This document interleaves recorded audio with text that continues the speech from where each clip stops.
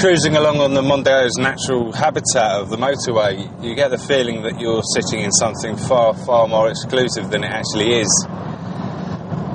Everything's very neat and refined, and the seating position is something to marvel at. I travelled for 2 hours the other day, non-stop on the motorway, and didn't get a niggle, which is very rare for me.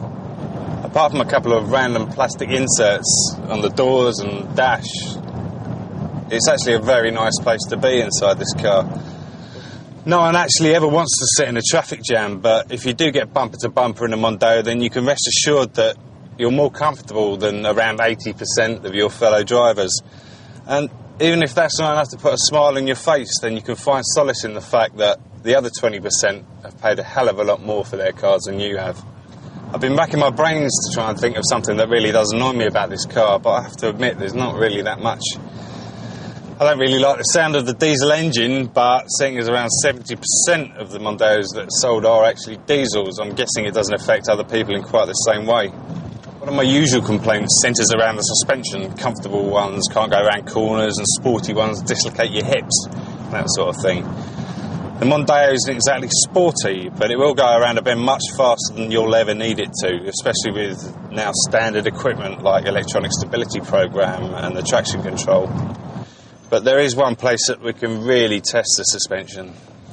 This is the Sun suspension test, otherwise known as Paddington Street, which runs outside our office. It's been constructed using all the road building skills of a fish and offers extreme discomfort to anyone that uses it, but it is brilliant for testing your suspension. There are so many bumps down here, it's actually dangerous to cycle down it, but the Mondeo swallows it up.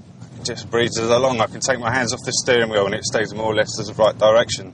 Driven down here in many different cars, and I don't think I've actually enjoyed it once. Don't get me wrong, it's no great pleasure in the Mondeo, but at least it makes the best of a bad job. Our little suspension test sums up the Mondeo, really. It's not trying to be overly flash, it's not Ferrari, but as you've seen by the way it goes down this road, it's not trying to be a Ferrari. It's trying to take you from A to B with a minimum of fuss and with as little hassle as possible, which is a job it does extremely well. If you're going to be spending a lot of time driving up and down the country on the motorway, then you can rest assured that this is a car you're really going to love.